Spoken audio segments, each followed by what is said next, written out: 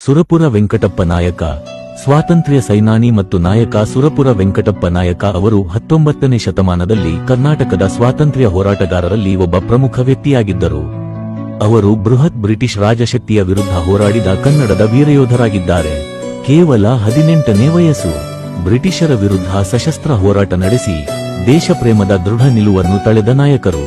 ಶಿಶುಕಾಲ ಮತ್ತು ಬಾಳಿನ ಆರಂಭ ವೆಂಕಟಪ್ಪ ನಾಯಕ ಅವರು 1830ರ ದಶಕದಲ್ಲಿ ಸುರಪುರ, ಈಗಿನ ಯಾದಗಿರಿ ಜಿಲ್ಲೆ, ಕರ್ನಾಟಕ ನಲ್ಲಿ ಜನಿಸಿದರು.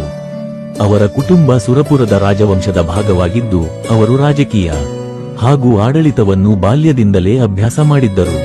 ಬಾಲ್ಯದಲ್ಲಿಯೇ ದೇಶಭಕ್ತಿಯ ಮಹತ್ವವನ್ನು ಅರಿತುಕೊಂಡ ಅವರು ಬ್ರಿಟಿಷರ ವಶಕ್ಕೆ ಹೋಗಿದ್ದ ಭಾರತೀಯ ರಾಜ್ಯಗಳ ಸ್ಥಿತಿಯನ್ನು ಗಮನಿಸುತ್ತಿದ್ದರು. ರಾಜ್ಯ ಶಾಸನಕ್ಕೆ ಪ್ರವೇಶ ಮತ್ತು ಆಡಳಿತ ಜೊತೆಗೂಡಿ ಪಿತ್ರಾರ್ಜಿತ ರಾಜಧಾನಿಯನ್ನು ಸ್ವೀಕರಿಸಿದ ವೆಂಕಟಪ್ಪ ನಾಯಕ ರಾಜ್ಯವನ್ನು ಸುಶಾಸನದ ಮಾರ್ಗದಲ್ಲಿ ಕೊಂಡೊಯ್ದರು. ಅವರು ರೈತರ ಪರವಾಗಿ ಹಲವು ಸುಧಾರಣೆಗಳನ್ನು ತರಲು ಪ್ರಯತ್ನಿಸಿದರು. ಬ್ರಿಟಿಷರ ಧೋರಣೆಗಳನ್ನು ತೀವ್ರವಾಗಿ ಗಮನಿಸುತ್ತಾ ತಮ್ಮ ಪ್ರಜೆಯ ಸನ್ಮಾನವನ್ನು ಉಳಿಸಿಕೊಳ್ಳಲು ಹೋರಾಡಿದರು. ಬ್ರಿಟಿಷರ ವಿರುದ್ಧ ಹೋರಾಟ. ವೆಂಕಟಪ್ಪ ನಾಯಕನ ಮುಖ್ಯ ಹೆಸರನ್ನು ಎಲ್ಲರಿಗೂ ಪರಿಚಯಿಸಿದ ವಿಷಯವೆಂದರೆ ಬ್ರಿಟಿಷರ ವಿರುದ್ಧ ಅವರ ಭಯೋತ್ಪಾದಕ ಹೋರಾಟ. ಬ್ರಿಟಿಷರು ಸುರಪುರ ರಾಜ್ಯವನ್ನು ತಮ್ಮ ವಶಕ್ಕೆ ತೆಗೆದುಕೊಳ್ಳಲು ಯತ್ನಿಸುತ್ತಿದ್ದಾಗ ನಾಯಕ ಅವರು ಪ್ರಜಾಪ್ರಿಯ ಆಡಳಿತ ನಡೆಸಿ ಸ್ವತಂತ್ರ ರಾಜ್ಯದ ಭಾವನೆ